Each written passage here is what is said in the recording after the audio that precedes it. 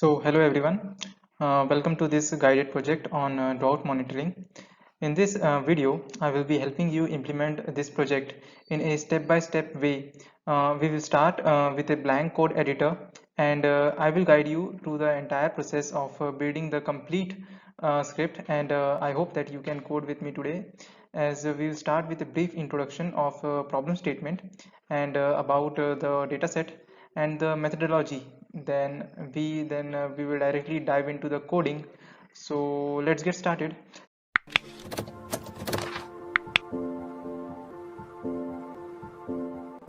So the title of the project is calculating the rainfall deviation for drought monitoring, and I really like this project because it allows you to practice the basic and intermediate skills that you learned, such as filter map and reduce, and the skills you learn are widely applicable to many different domains.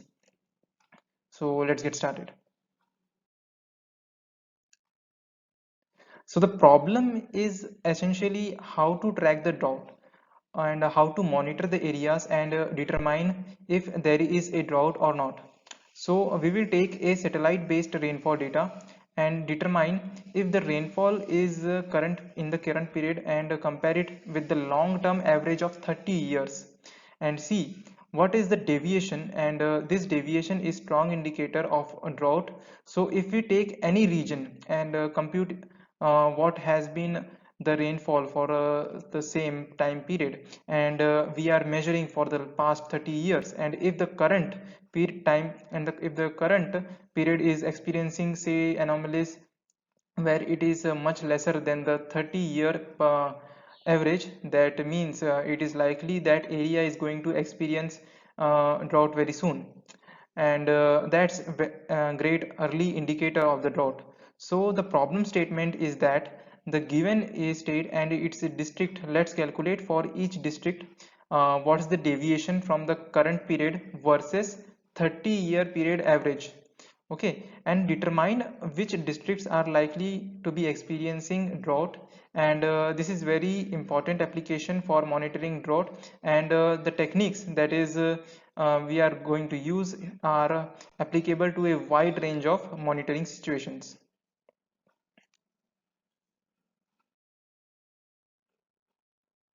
So the data set that we will be using it is called as the CHIRPS. So CHIRPS stands for Climate Hazard Group Infrared Precipitation with Station Data. That's a long. So but let's break down. Climate Hazards Group, this is a university group, a research group I must say, that produces these data sets. It uses infrared precipitation, so there is a satellite based data where you can use the infrared radiation to measure what might be the precipitation in that region. So it's measuring the amount of light that is reflected in the infrared band, and it is uses that to determine amount of weight for that infrared band, and it uses, and the previous version of this data set was just known as CHIRP, that is you estimate the rainfall based on the satellite data, but the satellite data is not very accurate, and the most accurate rainfall data is measured on the ground. So this version of data combines the rainfall data along with the ground station data and gives you a estimate that what is the interpolated rainfall data based on the station values as well as the satellite data. So it's best of the both of the worlds. Okay, so for this region, this is as I mentioned, this is a group that works out of the University of California, Santa Barbara. One good thing about this data set is it's a long consistent time series. So this data is available from 1981 to present. That means you can monitor the rainfall data over a long period of time, and that's what we need for this application, right? We need this long period average so we can compute what is the deviation from the current rainfall. It's a fairly high resolution, so I think a 6 kilometer per pixel is a much higher resolution than other climate data sets that you have. So again, because you can combine this station data, worldwide station data, you are able to generate this data set at a fairly high resolution. And again we say this is a primarily application of this is a Java monitoring, and because you are now able to compare the current data with a consistent time series, it is also used for determining the climate change, um, and is that the climate change affecting the amount of rainfall. And at the end of the slides I will link to a nice paper which shows the application of this data to determine whether in a certain period the rainfall has been trending downwards or upwards, and what's the predicted rainfall value look like based on this data set. So let's get to another slides. So now this data set comes in a slightly different format, where the primary unit of measurement of this data is called something called as pentad. So pentad is a grouping of 5 days. So let's understand more about this pentad. So a lot of data, you might be familiar with a lot of data which can be measured daily. That's easier to understand. There might be some data that comes as a monthly data, but here this data comes as a 5-day data. So each image is in the data sets represent 5 days of rainfall, and this is based on because of the and this is based because the methodology that it generates, it relies on a lot of other data sets which are generated in 5-day series. So then this data is also derived from the data set and comes as a grouping of 5 days. So you can take any month, and you can say the month starts which one goes to 5, and that's one pentad. And again, there can be up to 6 pentads in a month. So as that every month is having the 25 days, and remaining days are the sixth pentad.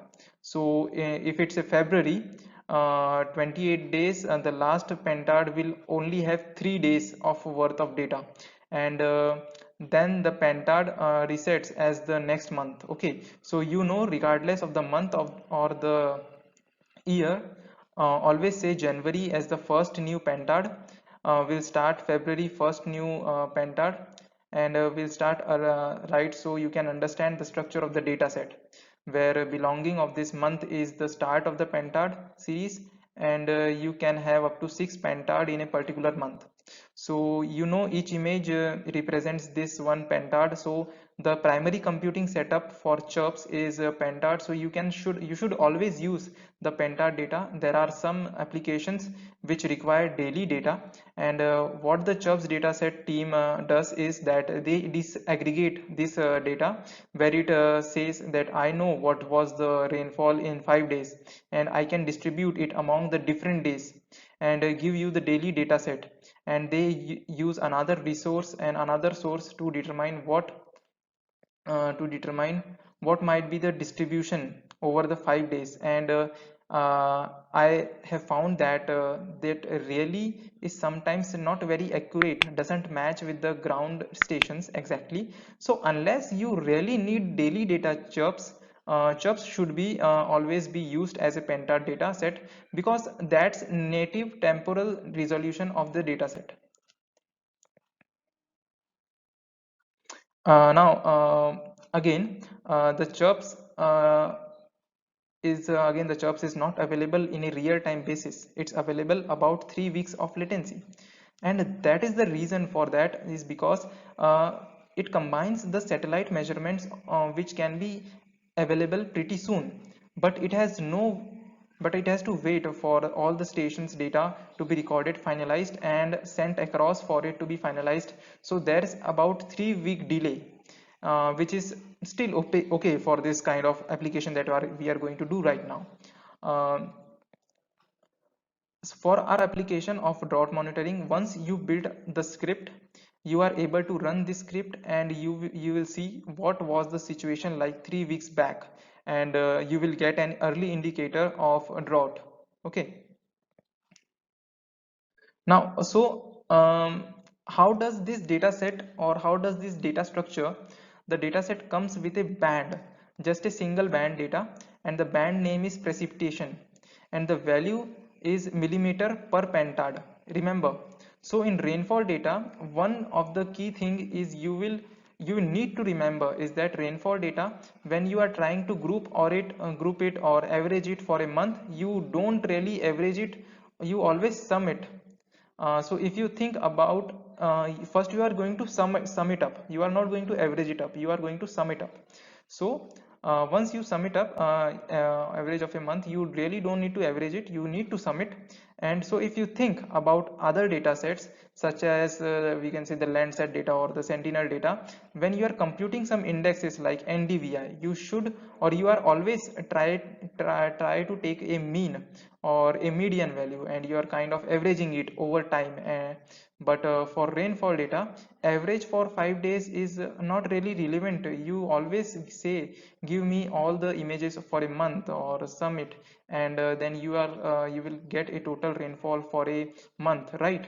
So that is in a rainfall data. Always remember, this is a mistake I have seen many people make, where you are working with a whole bunch of data sets, and you are doing median, and you do a median for rainfall data as well, as which is not right. Rainfall data is always summed for a period you are looking for, and then over a different periods you can take a mean. That we will come to that little later in this video. So let's go through the process, what the process of calculating the long-term mean. And we need to go through this process where the rainfall mean is generally calculated at a month level. You generally don't see anybody saying on the pentad mean of this, for this January was this right, and you generally have people say the average rainfall in January for the city was this, and is how the all the measurements, all the methods are developed. So the main thing that we are going to do is to aggregate this 5-day data into a single monthly series. And this is a skill that is widely applicable. Many data sets that you will work with either comes as a daily data set, some come as a 16-day composite, and some come as a 8-day composite. So you will often need to group them for a monthly data set. And maybe you want to do a seasonal composite, maybe you want to do an yearly composite. So the skills what that we learn here are aggregate this data over a period of time. That is really helpful and useful. So here what we are going to see is the average, we are going to do an average monthly rainfall for the past 30 years. So for example, this is the year 1, and each month is having 6 pentad, as I said. Each month is having 6 pentad, and each pentad is comprising of 5 images. And what we are going to do is over here is we are going to sum up each pentad's value. So let us say this first pentad, first pentad is having a value of 20. That means 20 millimeter per pentad. Okay, so we are going to sum up all this. If it's 20, then another would be like 18 or whatever. So we are going to sum up the we are going to sum up what so we are going to sum up all these 6 pentads, and going to make a single value. Okay,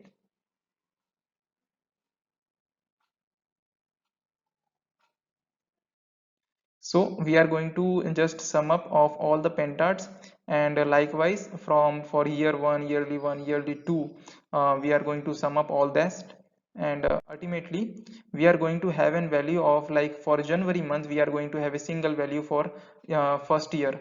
Then respectively simultaneously for the second year, for the third year, we are having each month only a single value of each pentad, summing up with all the pentads. Okay, now what we are going to do, we are going to take an average of each month.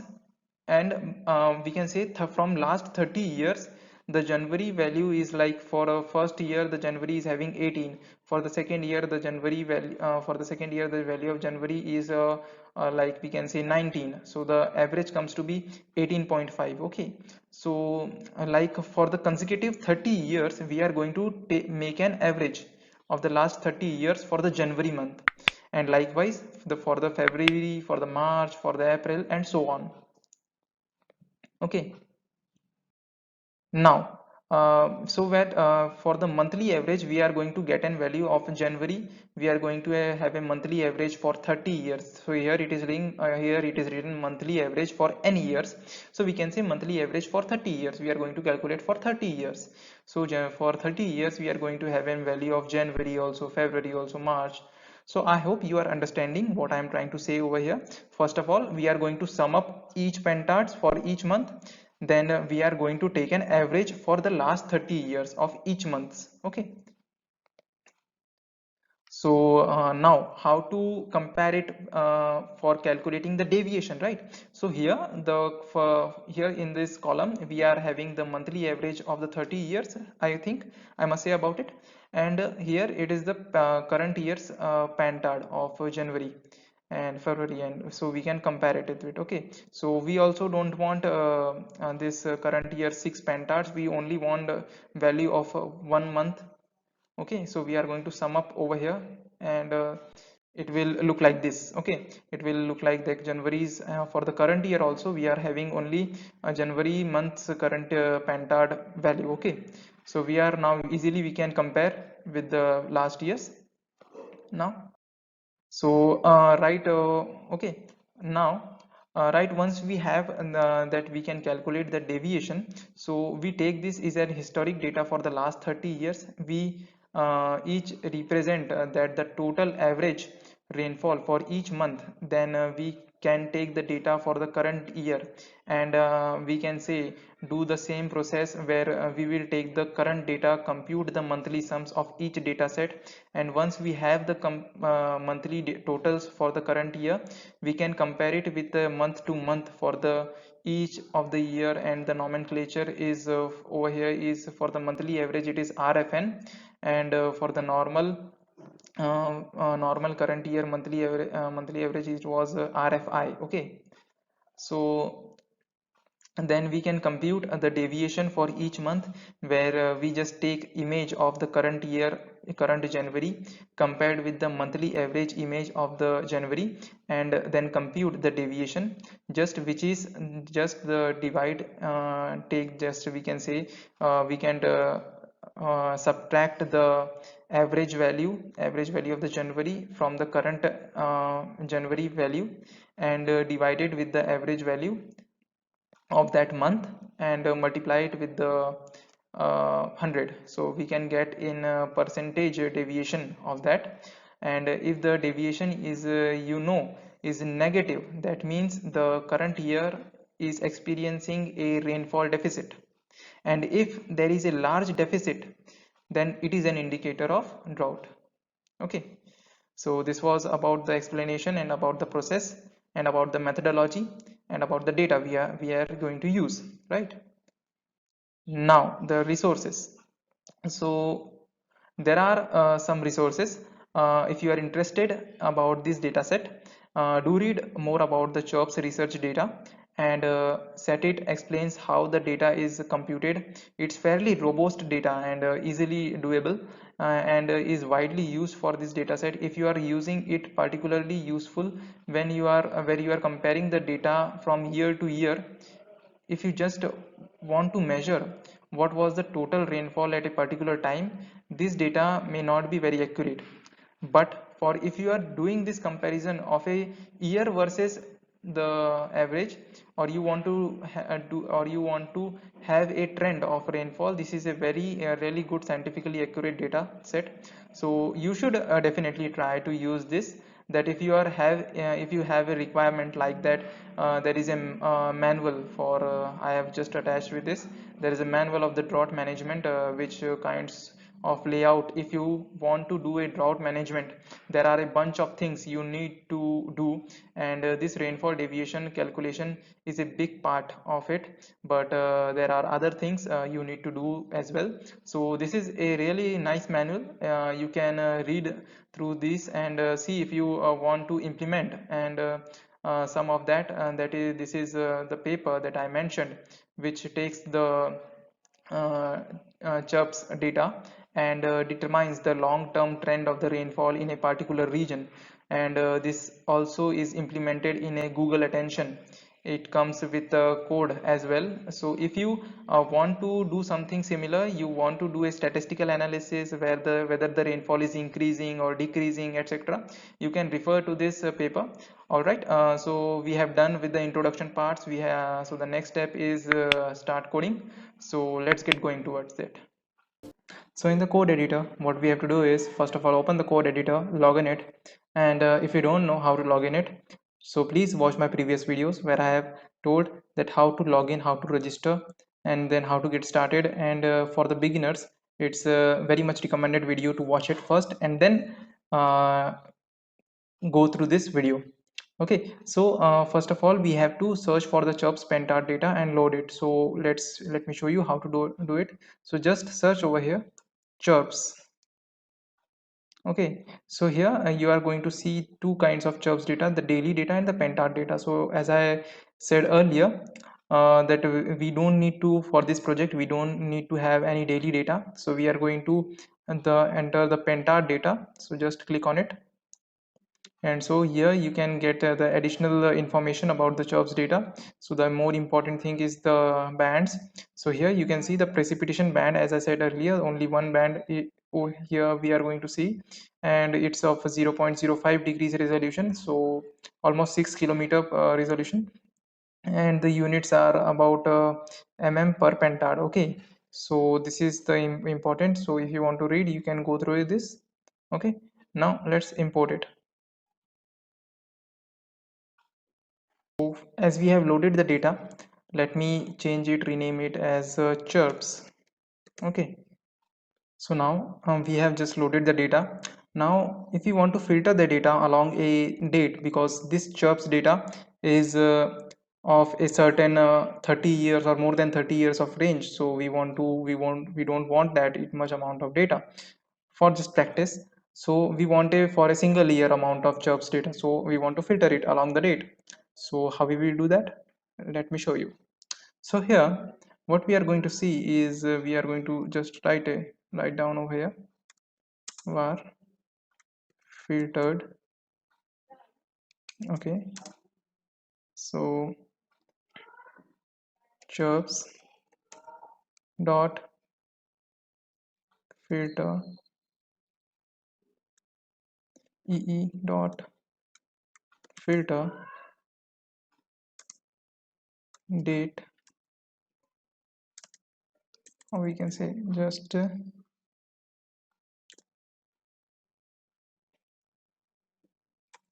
date from, like I want it to be 2017 of January 1st to 2018, oh sorry, to 2018. Okay, so this is this is the command we have to write, script we have to write. Now if you want to see, then just print filtered. Okay, and just try to run it. So here you are going to see a collection of 72 elements, right? 72 elements. So as I said earlier, that each month is having 6 pentad.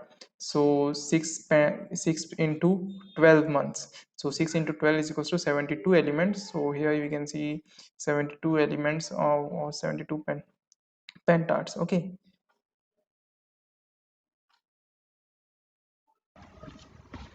so as we can see, there are 72 images for a year.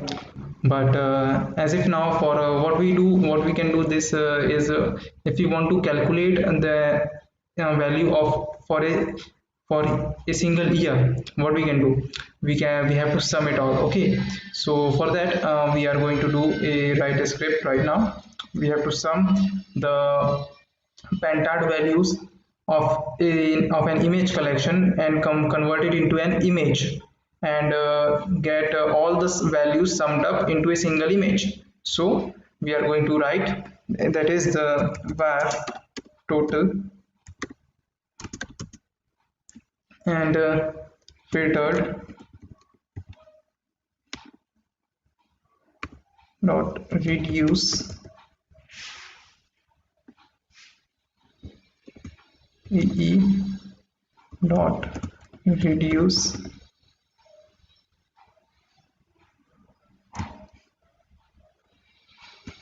ee dot reduce sir dot sum.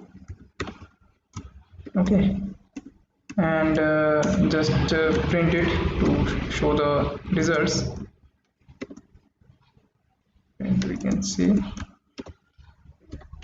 total. Okay, now let's run it.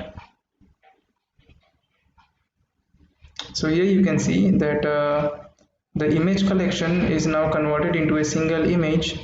Okay, here single image is now, it is in the precipitation sum. Okay, so yeah, let's visualize this into our map. Okay. Okay, now let's visualize this 1 year, fully 1 year Pantard and its values on the map. So for that we have to write a script of visual parameters. So let's write it down over here, where vis params is equals to, we are going to write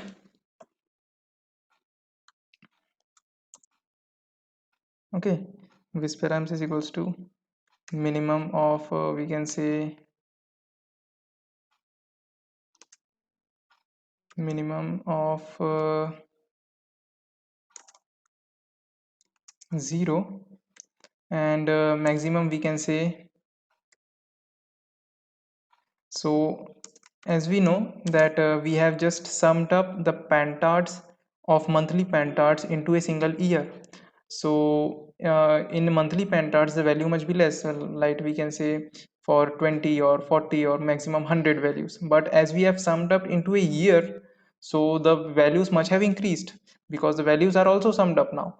So the values of maximum, we can say we have to choose a certain value that would be maximum. So I think 2000 would be certain region, because above 2000 there are less chances that a region would be having a rainfall of more than 2000 mm. Okay, so for that I would be writing 2000 would be a good value.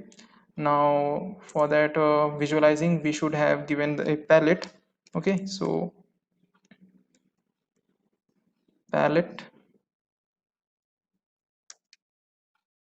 we can say like for 0 we are going to see the images in white, region in white, and for with an increasing continuity with the rainfall, the region should be in blue. Okay, so this is the visual parameters done. Now just print it. Okay, so just we have to add it in the map layer. So we are going to write map dot add layer. Okay, and give the variables that we want to add on the map, that is the total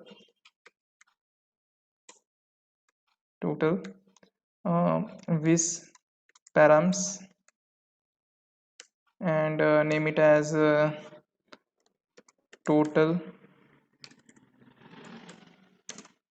rainfall. Okay, so this is what we want to do. Just a minute. Okay, so this is we have given the command. Now let's run it.